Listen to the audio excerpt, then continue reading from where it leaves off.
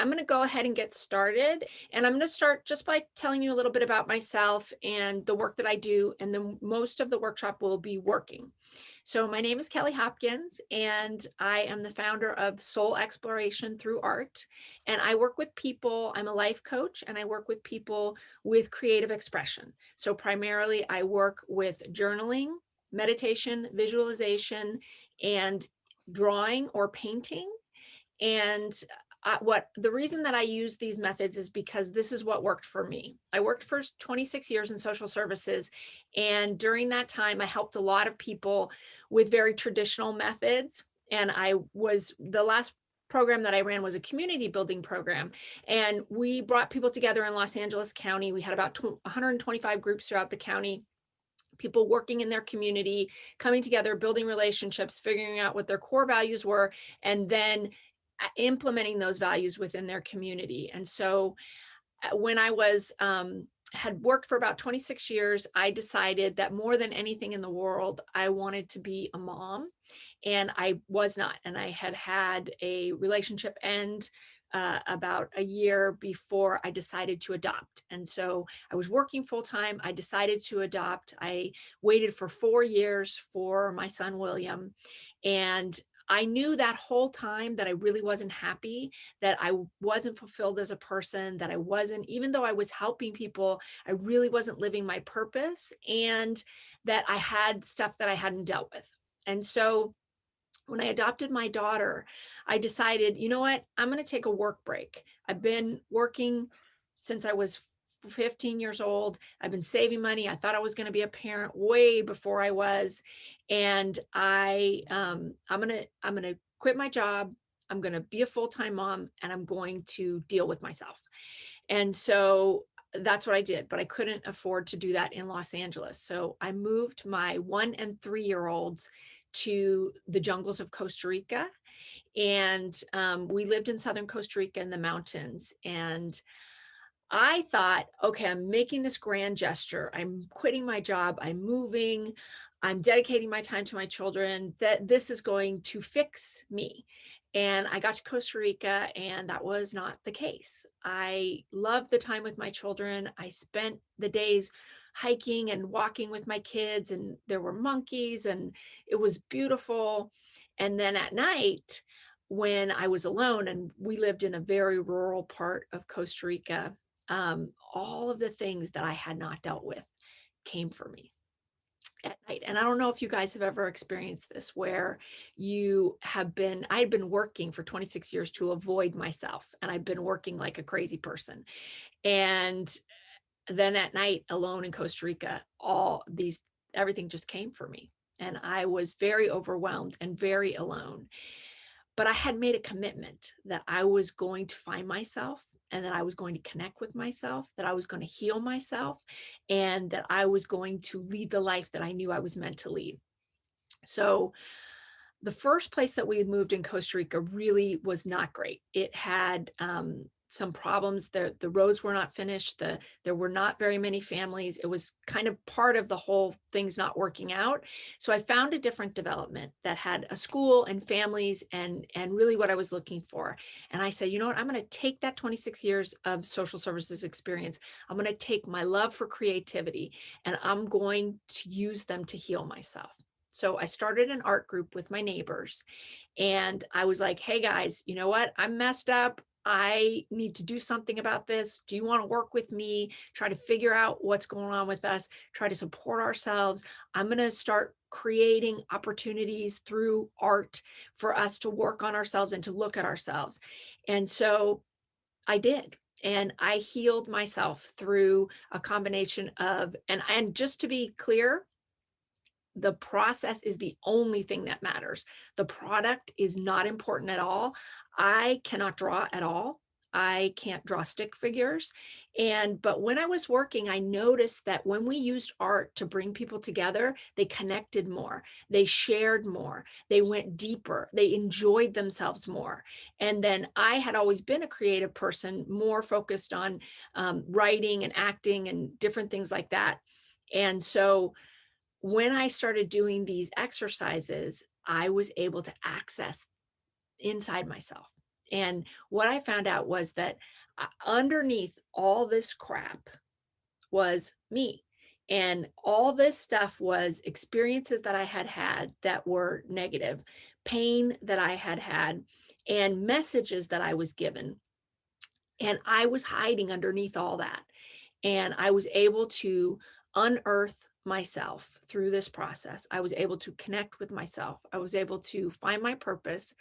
And then I found the same thing was true for all my neighbors. They were healing, they were connecting with themselves, they were managing their stress better. And so that's when I decided that this was my purpose and that I was going to work with people through these methods in order to help them to connect with themselves, in order to help them get unstuck in their lives and to really lead the life that they know that they were meant to lead. So that's my story. And that's why we're here, to go through this process so that you can have an experience of it.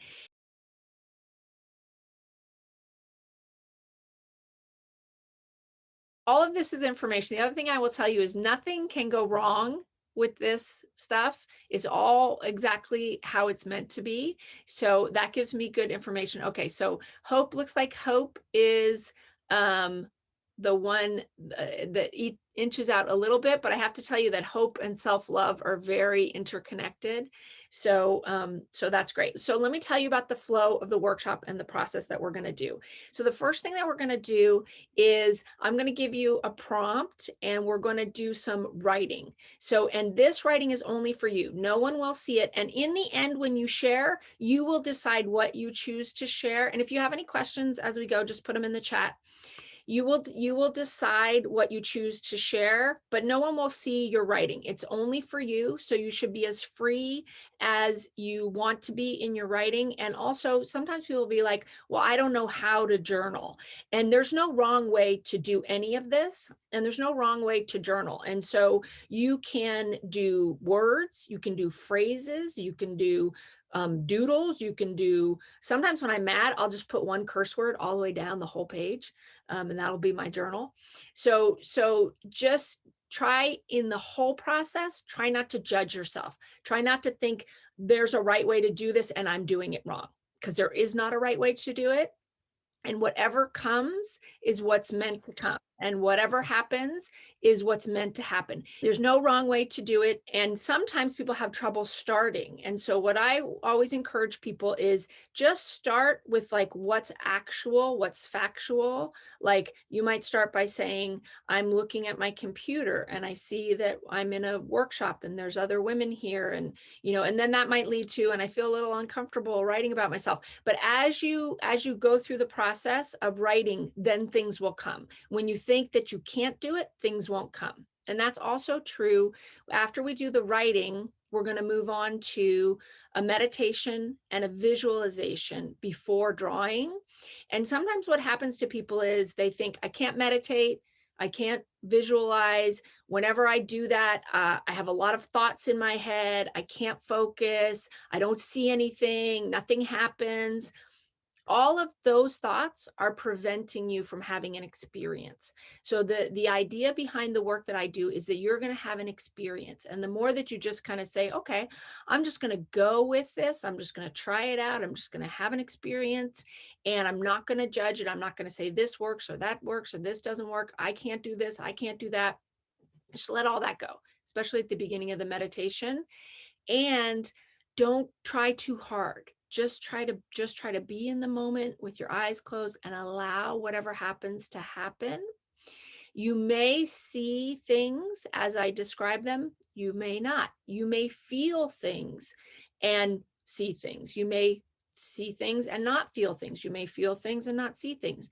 It's all okay. Sometimes people will say, well, I didn't see anything, and then they don't want to draw. But what frequently happens is you feel something, and when you start to draw your feelings, then you see things while you're drawing. So don't just go with it and try not to judge.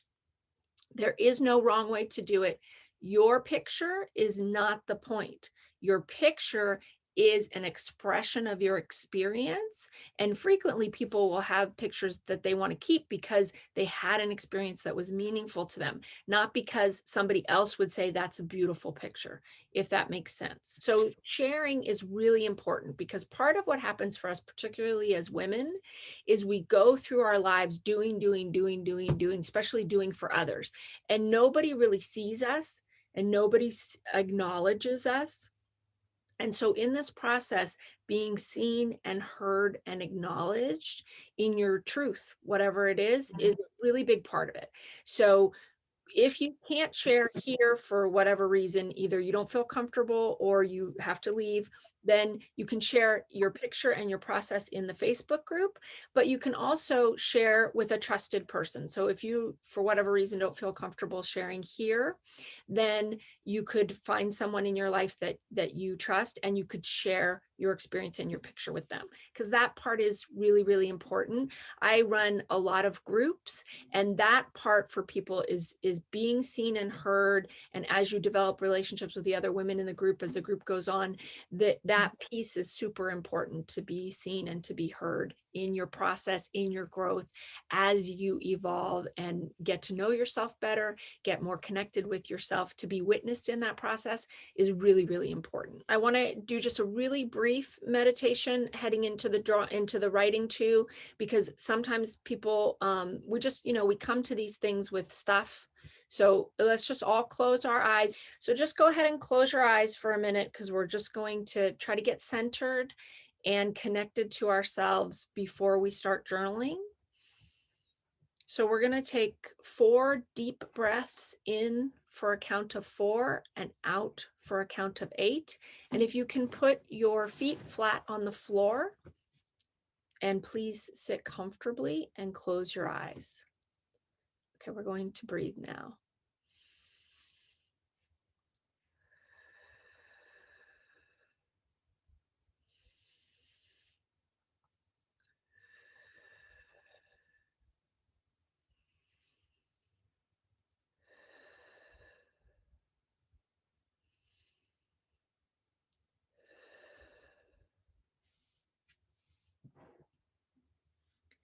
Okay. A lot of times when people are interested in hope, it's because they are feeling hopeless and they're looking for that light, for that thread to hang on to.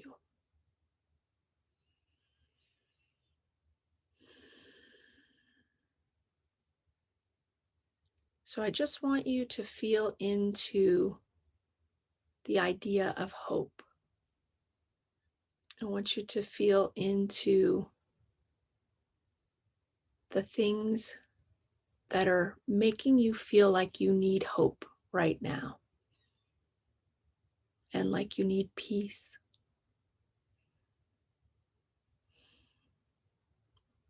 What's going on that you're struggling with? Because a desire for hope usually comes from a concern or a struggle.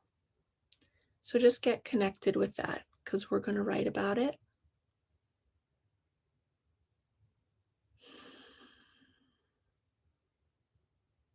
And get connected with any doubt or worry that you're experiencing right now.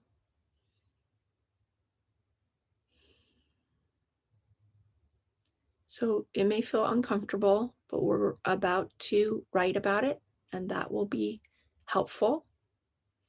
So I want you to open your eyes, and I want you to write, and I want you to write about what is causing you struggle, doubt, worry, or pain right now.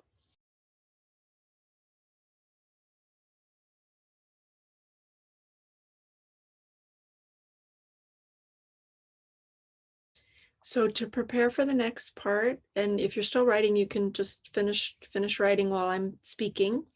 You're going to make sure that you have your drawing paper and your markers or your crayons or your colored pencils out in front of you, so that we're going to do a meditation, a visualization, and then you're going to open your eyes when I tell you you're going to go straight into drawing. So have all of that ready to go in front of you when we head into the meditation. And I see some feelings, and that's okay.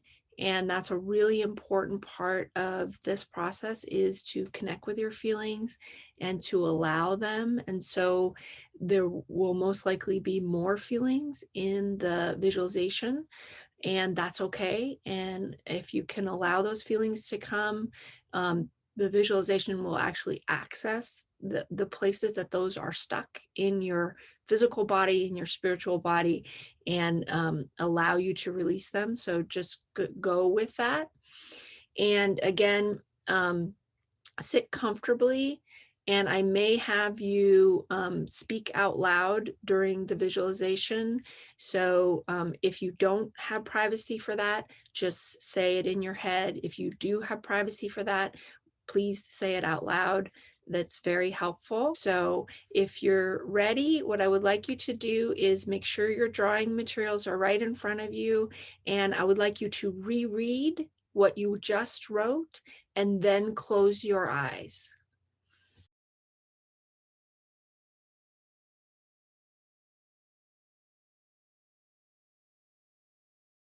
And once your eyes are closed, just breathe into what you wrote, what you're experiencing right now.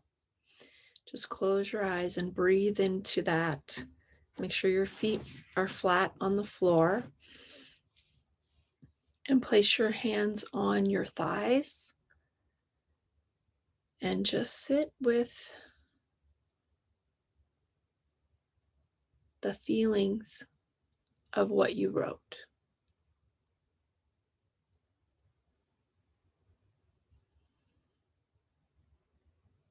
And if you were and are in your head about it, I want you to take a deep breath in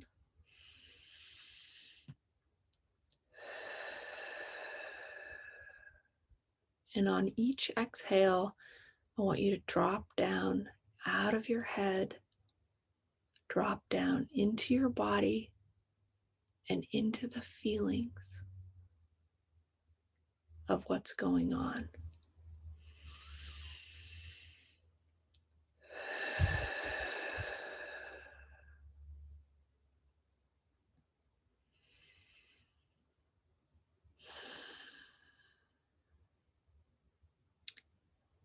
I'm getting a lot of sadness and a lot of worry.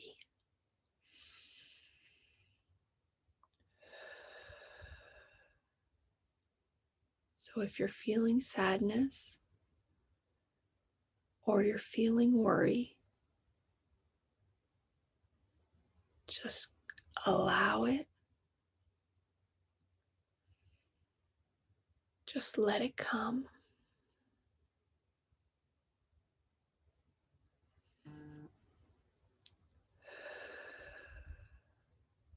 A lot of times we try to avoid our feelings, thinking that if we avoid them, they're not actually happening, but they're still happening.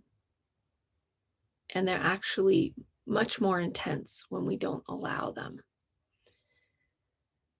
So just breathe into your feelings.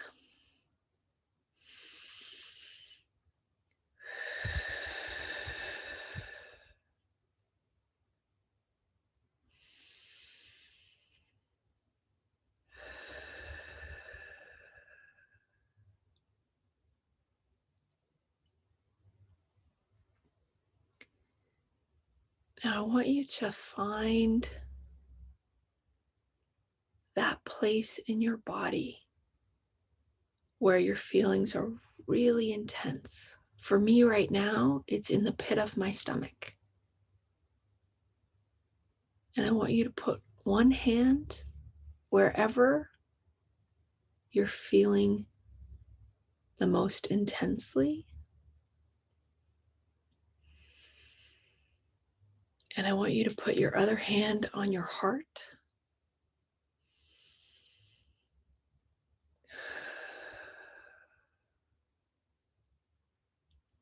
And just breathe.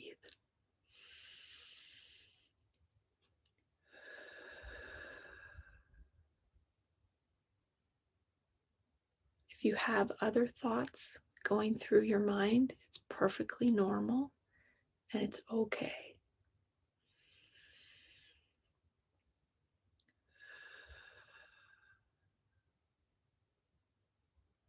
Now I want you to imagine the circumstance that you wrote about. I want you to see it like a picture in front of you.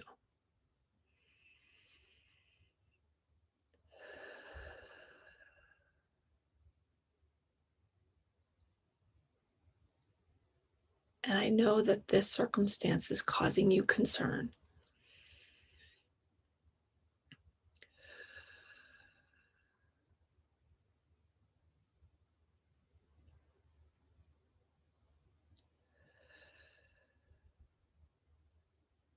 Now I want you to imagine that inside your heart,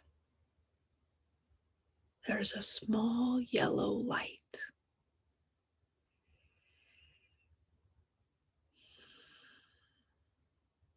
But it's very intense.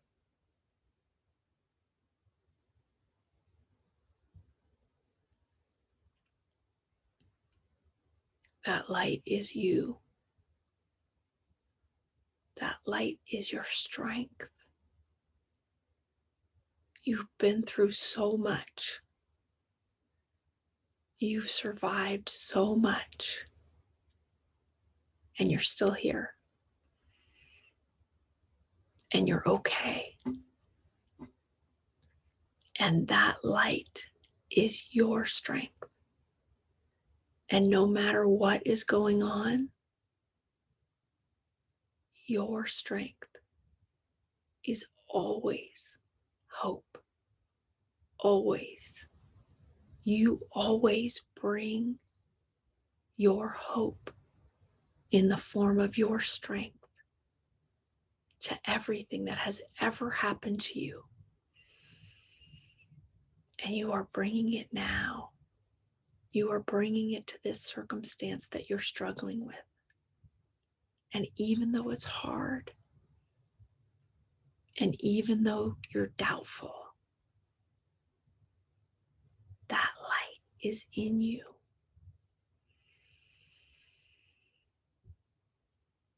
I want you to imagine that that light is getting bigger. And it's filling your heart. And inside the yellow light is a pink light. And that pink light is your soul. That pink light is your purity and your love. And I want you to imagine that the yellow light is filling your entire body. It's filling up your heart and your chest and your abdomen. It's filling up your back. It's filling your arms. It's flooding down your arms and shooting out your fingertips. It's flooding down your legs and shooting into the ground, connecting you with the earth. It's traveling up your back, up your neck, through your head, and out the top of your head. The light of your strength fills your body and shoots out of your body. And the pink light gets larger inside of you. The pink light fills your heart with your love, and the love of the universe for you.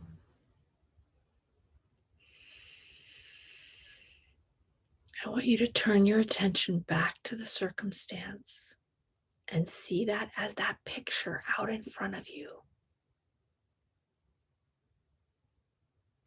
And now I want you to imagine somewhere in that picture the yellow light. Maybe it's small, maybe it's large. Just see that yellow light always there. Your strength is always there. And now I want you to see the pink light also somewhere in the picture, somewhere in this picture of your circumstance. And that picture could be very realistic or it could be very abstract. There's no wrong way. See the pink light of your love.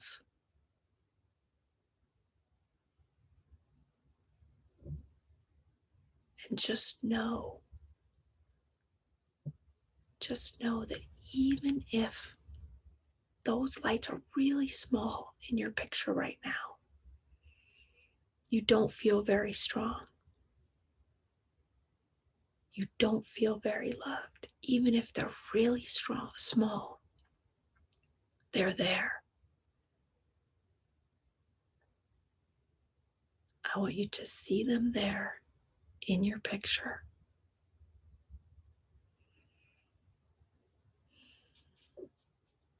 How does it make you feel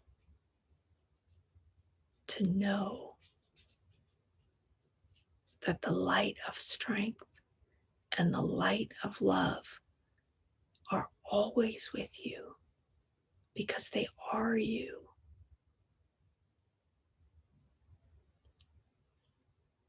And imagine them getting just a little bit bigger in your picture.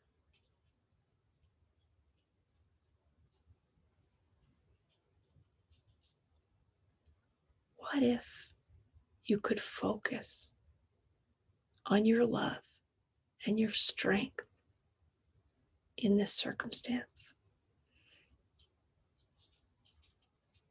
What if your thoughts were, I'm strong enough.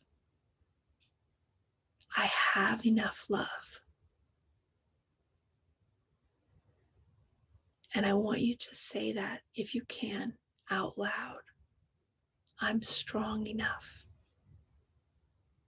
I'm strong enough. And I want you to say out loud, I have enough love. I have enough love for myself and others. I have enough love for myself and others. And now I want you to look at that circumstance and I want you to say, it's going to be okay. It's going to be okay.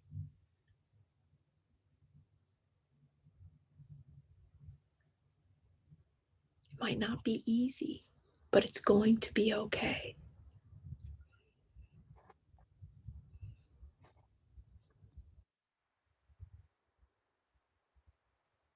I want you to freeze your picture and I want you to really look at it. And I want you to focus on the yellow light and the pink light.